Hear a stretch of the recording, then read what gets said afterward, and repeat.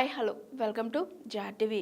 మంగళగిరిలోని ఏపీ మహిళా కమిషన్ ముందు హాజరైన మాజీ మంత్రి గుడివాడ అమర్నాథ్కి మద్దతుగా మీడియాతో మాట్లాడిన వైఎస్ఆర్సీపీ రాష్ట్ర అధికార ప్రతినిధి శ్యామల.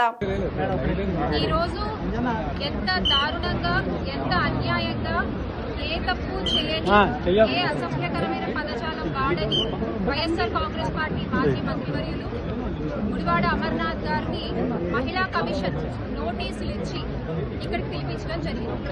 అయితే సరిగ్గా 6 రోజుల క్రితం మీరు చూసుకుంటే జెడ్పీ చైర్పర్సన్ కృష్ణా జిల్లా హారిక గారు కావచ్చు, ఎక్స్ మేయర్గా ఉన్న భాగ్యలక్ష్మి గారు కావచ్చు, ఆ రోజు నేను నాతో పాటు మహిళా నేతలు కలిసి 5 రిప్రజెంటేషన్స్ ఇచ్చాం. 1 కాదు 2 కాదు 5 రిప్రజెంటేషన్స్ ఇచ్చాం. మన పేపర్ లీకేజ్ లోకేష్ గారి మీద, బండారు సత్యనారాయణ గారి మీద, గాలి భానుప్రకాష్ గారి మీద, అయ్యన్న పాత్రుడు గారి మీద, చింతమనేని గారి మీద, ఇలా 5 రిప్రజెంటేషన్స్ ఇచ్చాం. మరి వారిలో ఏ ఒక్కరినైనా పిలిపించి మాట్లాడారా? ఇలా రిప్రజెంటేషన్స్ విత్ ప్రూఫ్ పెన్ డ్రైవ్లో వీడియోస్ పెట్టి మరీ మేము సబ్మిట్ చేయడం జరిగింది. ఆ రోజు ఎలాగో శైలజ గారు లేదు, అట్లీస్ట్ ఆవిడ విషయం తెలుసుంటుంది కదా, కనీసం ఒక్కసారన్నా పిలిచి మాట్లాడారా? అలా మాట్లాడలేదు. కానీ ఈరోజు ఏ తప్పు చేయని మాజీ మంత్రివర్యులు గుడివాడ అమర్నాథ్ గారిని మాత్రం నోటీస్ తీసుకెళ్ళించారు. అంటే మీ మహిళా కమిషన్ మీకు నచ్చినట్టుగా పనిచేస్తుందన్నమాట. మీ మహిళా కమిషన్ ప్రజల కోసం కాదు, ప్రజా సమస్యలపై కాదు, మీ పర్సనల్ వెంజెన్స్ ని, మీ పర్సనల్ గొడవల్ని, మీ పర్సనల్ ఈగోని సాటిస్ఫై చేయడం కోసం మహిళా కమిషన్ పనిచేస్తుందా? ఒక్కసారి మనం జరిగిన ఇన్సిడెంట్ వైపు తిరిగి వెళితే కనుక ఆ రోజు గుడివాడ అమర్నాథ్ గారు చేసిన వ్యాఖ్యలు ఏంటి? ఒక మేకప్ మంత్రి అని అన్నారు.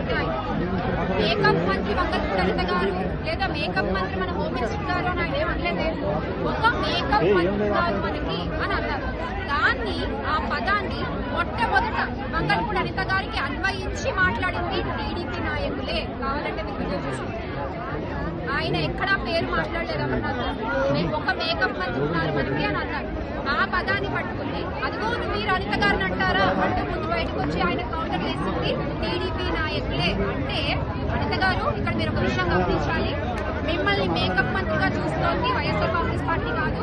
మిమ్మల్ని మేకప్ మంత్రిగా అన్నది గుడివాడ అమర్నాథ్ గారు కాదు. మిమ్మల్ని మేకప్ మంత్రి అని అన్నది, మేకప్ అనగానే మీరు గుర్తొచ్చింది ముందుగా మీ టీడీపీ నాయకులకి. ఈ విషయాన్ని ముందుగా మీరు గుర్తుపెట్టుకోవాలి. సుమోటోగా కేసులు పెట్టాలనుకుంటే మీ నాయకులపై మీరు పెట్టండి. మీ మీద చాలా కోపం ఉందనుకుంటా మీ నాయకులకు. మరి మొన్నటికి మొన్న రఘురామ కృష్ణరాజు గారు కూడా అంటారు హోమ్ మినిస్టర్ గా పవన్ కళ్యాణ్ గారు బాధ్యత తీసుకుంటారు అని చెప్పి. అంటే మరి మీ మీద ఏ కుట్ర జరుగుతుందో ముందు వాటిపై శ్రద్ధ పెట్టండి. ఎలాగో ప్రజా సమస్యలపై శ్రద్ధ పెట్టట్లేదు మీరు. ఒక తల్లికి కనీసం ఒక కొడుకు శవాన్ని అప్పచెప్పలేకపోయారు మీరు లోపల తెచ్చేసి మీ హయాంలో.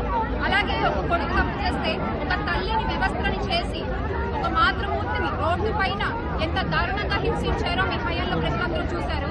అలాగే ఒక అమ్మాయి చచ్చిపోతే ఆ బాలిక శవాన్ని కూడా తల్లిదండ్రులకు అప్పచెప్పలేకపోయారు మీరు.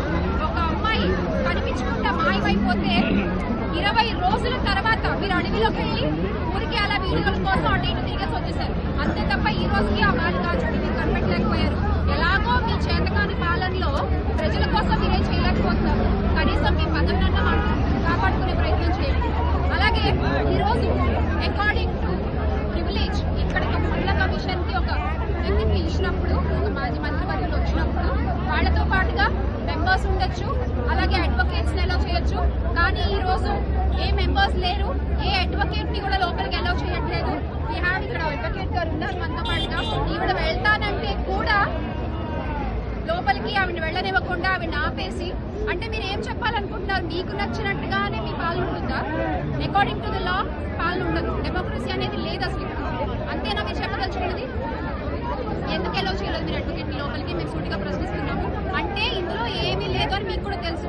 ఒక అడ్వకేట్ వస్తే సూటిగా పాయింట్స్ ప్రశ్నిస్తారు, మీ దగ్గర సమాధానాలు లేవన్న విషయం మీకు తెలుసు. అందుకే భయపడిపోయారు.